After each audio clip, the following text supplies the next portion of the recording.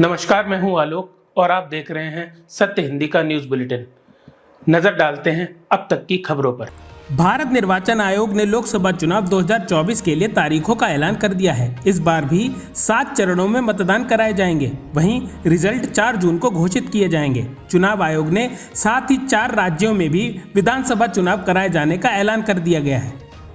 543 सीटों के लिए 19 अप्रैल, 26 अप्रैल, 7 मई, 13 मई, 20 मई, 25 मई और 1 जून को मतदान होना है।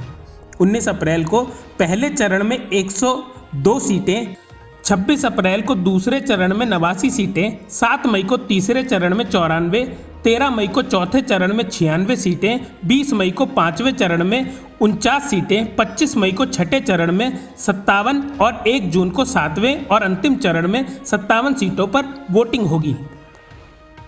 लोकसभा चुनाव की तारीखों का ऐलान हो गया है। निर्वाचन आयोग ने प्रेस कॉन्फ्रेंस कर बताया कि 19 अप्रैल से 1 जून के बीच 7 चरणों में चुनाव होंगे। वहीं नतीजे 4 जून को आएंगे।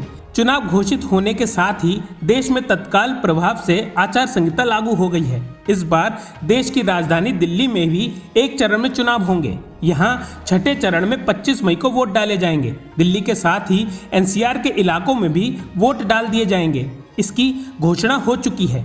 दिल्ली के साथ ही हरियाणा के गुड़गांव और फरीदाबाद में 25 मई को मतदान होना है। वहीं उत्तर प्रदेश के नोएडा और गाजियाबाद में 26 अप्रैल को मतदान होगा।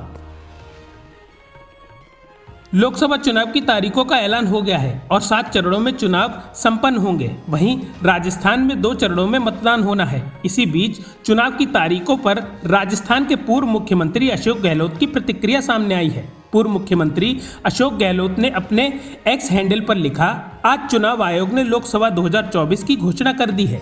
देश में बढ़ती महंगाई, असमानता, बेरोजगारी व राजनीतिक भ्रष्टाचार का विरोध करने एवं असंवैधानिक मूल्यों की रक्षा करने के लिए आपको वोट जरूर करना होगा। मध्य प्रदेश में 4 चरणों में चुनाव संपन्न कराए जाएंगे। वहीं तारीखों के ऐलान के बाद मध्य प्रदेश के पूर्व मुख्यमंत्री और कांग्रेस के दिग्गज नेता कमलनाथ ने लोकसभा चुनाव में कांग्रेस की जीत का दावा किया है। उन्होंने आगे कहा है, मैं पूरे प्रदेश और छिंदवाड़ा के कांग्रेस कार्यकर्ताओं का आह्वान करता हूं और अब समय आ चुका है, इसलिए पूरी मेहनत और ईमानदारी से चुनाव कार्य में लग जाएं। कांग्रेस पार्टी ने देश, प्रदेश और छिंदवाड़ा के लिए जो काम किए हैं उनको जनता के सामने लेकर जाएं और कांग्रेस पार्टी के वादों को स्पष्ट शब्दों में पूरे उत्साह के साथ जनता के सामने रखें। आप सबकी संगठित और सामूहिक शक्ति से कांग्रेस पार्टी आम चुनाव में शानदार प्रदर्शन करेगी और विजयी होगी। जय कांग्रेस, विजयी कांग्रेस। निर्वाचन आयोग ने आज लोकसभा चुनाव 2024 के लिए तारीखों की घोषणा कर दी। 18वीं लोकसभा के गठन के लिए चुनाव कार्यक्रम घोषित होने के साथ ही देश में आचार संहिता तत्काल प्रभाव से लागू हो गई है। प्रधानमंत्री मोदी ने चुनाव आयोग की इस घोषणा का स्वागत किया और कहा, हम चुनाव के लिए पूरी तरह तैयार हैं। पीएम मोदी ने एक्स पर लिखा, लोकतंत्र का सबसे बड़ा त्योहार आ गया है। निर्वाचन आयोग ने 2024 लोकसभा चुनाव की तारीखों का ऐलान कर दिया है। हम चुनाव के लिए पूरी तरह तैयार हैं।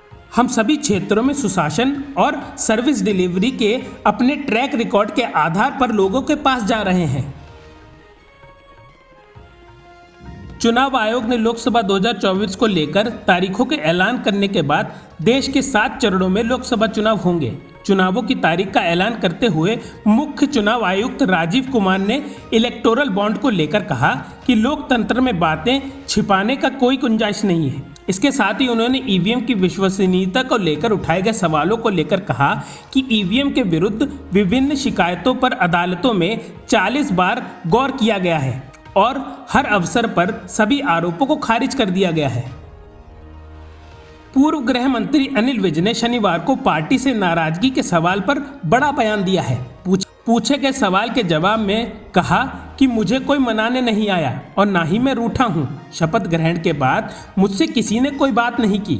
उन्होंने कहा, जो कसर रहे हैं अच्छा कर रहे हैं, अच्छी सरकार चलाएंगे। नायब सैनी जिनको मुख्यमंत्री बनाया गया है वो हमारे छोटे भाई हैं। हमें उम्मीद है कि वो बेहतरीन काम करेंगे। सैनी सरकार अच्छे से चलेगी। राष्ट्रीय राजधानी की एक अदालत ने दिल्ली के कथित शराब घोटाले से जुड़े मनी लॉन्ड्रिंग मामले में बीआरएस नेता के कविता को 7 दिन के लिए ईडी की हिरासत में भेज दिया है। ईडी ने तेलंगाना के पूर्व मुख्यमंत्री के चंद्रशेखर राव की बेटी के कविता को विशेष न्यायाधीश M.K. नागपाल के समक्ष पेश किया। ईडी ने 10 दिनों के लिए के कविता की हिरासत की मांग की थी। वहीं के कविता ने अदालत में पेश किए जाने के दौरान अपनी गिरफ्तारी को अवैध बताया। के कविता ने कहा, हम इस केस को अदालत में लड़ेंगे। ईडी ने तेलंगाना विधानसभा परिषद की सदस्य के कविता को शुक्रवार शाम को हैदराबाद के बंजारा हिल्स स्थित उनके आवास से गिरफ्तार किया था। बॉलीवुड की मशहूर सिंगर अनुराधा पौडवाल लोकसभा चुनाव के लिए कुछ समय पहले ही बीजेपी में शामिल हो गई हैं। उन्होंने पार्टी ज्वाइन करने के बाद खुशी जाहिर की है। अनुराधा पौडवाल ने राम मंदिर की प्राण प्रतिष्ठा में रामलला की स्थापना के दौरान भजन गाया था। भाजपा में शामिल होने पर गायिका अनुराधा पौडवाल ने कहा कि मुझे खुशी है कि मैं उस पार्टी में शामिल हो रही हूं जिसका सनातन धर्म से गहरा संबंध है। यह मेरा सौभाग्य है कि मैं भाजपा में शामिल हो रही हूं। कांग्रेस पार्टी ने शनिवार को श्रमिक न्याय गारंटी की घोषणा की है। इसकी घोषणा करते हुए कांग्रेस अध्यक्ष मल्लिकार्जुन खड़गे ने कहा कि शुरू से कांग्रेस मजदूरों और श्रमिकों की पार्टी रही है। आज़ादी से पहले से ही कांग्रेस पार्टी श्रमिकों की आवाज़ रही है। आज़ादी के बाद श्रमिकों की बेहतरी और उसके हित के लिए कांग्रेस कई कानून लाई। न्यूनतम मजदूरी का कानून, factory act, ESI act, MNREGA, EPF tax जैसे कई कानून कांग्रेस सरकार के समय में लाए गए और पिछले 10 वर्षों में हमने देखा कि कैसे मोदी ने एक एक कर मजदूरों और श्रमिकों के लिए बने सभी कानून और नीतियों को कमजोर किया है। आज देश में मजदूरों की हालत बहुत खराब है। AIMIM प्रमुख असदुद्दीन ओवैसी ने कहा कि हमारा मामला पहले से ही सुप्रीम कोर्ट में है, लेकिन उस समय भारत सरकार ने कहा था कि नियम अभी तय नहीं किए गए हैं। अब सरकार ने अधिसूचना जारी कर दी है और नियम बना दिए हैं, इसलिए इस कानून के खिलाफ सुप्रीम कोर्ट जाना जरूरी है। अगर सरकार असंवैधानिक कानून के आधार पर नागरिकता देने लगेगी तो ये नुकसानदायक हो सकता है। ये सरकार कह रही है कि अगर आपका धर्म इस्लाम है तो हम आपको नागरिकता नहीं देंगे। केंद्र सरकार ने देश भर में नागरिकता संशोधन कानून यानी CAA को लागू कर दिया है। इस पर केंद्रीय गृह मंत्री अमित शाह कई बार बयान दे चुके थे कि लोकसभा चुनाव से पहले CAA कानून को लागू कर दिया जाएगा। इसी बीच अब अमित शाह ने न्यूज एजेंसी ANI से बात की है। अपने बातचीत में उन्होंने कहा कि CAA कानून कभी वापस नहीं लिया जाएगा। हमारे देश में भारतीय नागरिकता सुनिश्चित करना हमारा प्रारंभ अधिकार है। हम इस पर कभी भी समझौता नहीं करेंगे। ममता बनर्जी पर टिप्पणी करते हुए शाह ने कहा कि वह दिन दूर नहीं जब भाजपा वहां सत्ता में आएगी। अगर आप इस तरह की राजनीति करते हैं और इतने महत्वपूर्ण राष्ट्रीय सुरक्षा के मुद्दे के साथ आप तुष्टीकरण की राजनीति करते हुए घुसपैठ की अनुमति देते हैं तो इसका विरोध करते हैं। दिल्ली के मुख्यमंत्री अरविंद केजरीवाल को राउस एवेन्यू कोर्ट से बड़ी राहत मिली है। ईडी ने दिल्ली शराब घोटाले मामले में समन की अनदेखी के खिलाफ याचिका दायर की थी। अदालत में केजरीवाल के वकील ने कहा कि सीएम के खिलाफ जिन धाराओं का मामला दर्ज है वो जमानती हैं। केजरीवाल के वकील ने बॉन्ड भरवाकर जमानत की अर्जी दी, जिसे कोर्ट ने स्वीकार कर लिया है। अदालत ने 15,000 से निजी मुचलके पर भी केजरीवाल को जमानत दे दी है। जमानत के बाद केजरीवाल कोर्ट परिसर से निकल गए। इस मामले में अब 1 अप्रैल को सुनवाई होगी। लोकसभा चुनाव की घोषणा से पहले प्रधानमंत्री मोदी ने देशवासियों को पत्र लिखा। यह भारत सरकार के विकसित भारत संपर्क केंद्र द्वारा देश भर की जनता को भेजा गया है। पीएम मोदी ने चिट्ठी में जनता को परिवारजन कहकर संबोधित किया है। साथ ही देशवासियों के उज्जवल भविष्य की कामना की है। उन्होंने लिखा, आपका और हमारा साथ अब 1 दशक पुराना होता जा रहा है। मेरे 140 करोड़ परिवारजनों के साथ विश्वास, सहयोग और समर्थन से जुड़ा ये मजबूत रिश्ता मेरे लिए कितना विशेष है, इसे शब्दों में व्यक्त कर पाना ठीक नहीं है। पीएम मोदी ने कहा कि विकसित भारत के संकल्प को पूरा करने के लिए आपका साथ और आपका सुझाव बहुत महत्वपूर्ण है, इसलिए योजनाओं को लेकर अपने विचार जरूर साझा करें। कांग्रेस के पूर्व अध्यक्ष राहुल गांधी की अगुवाई वाली भारत जोड़ो न्याय यात्रा के समापन के अवसर पर रविवार को आयोजित होने वाली रैली में तमिलनाडु के मुख्यमंत्री एम.के. स्टालिन और समाजवादी पार्टी के अध्यक्ष अखिलेश यादव समेत इंडिया गठबंधन के कई घटक दलों के नेता शामिल होंगे।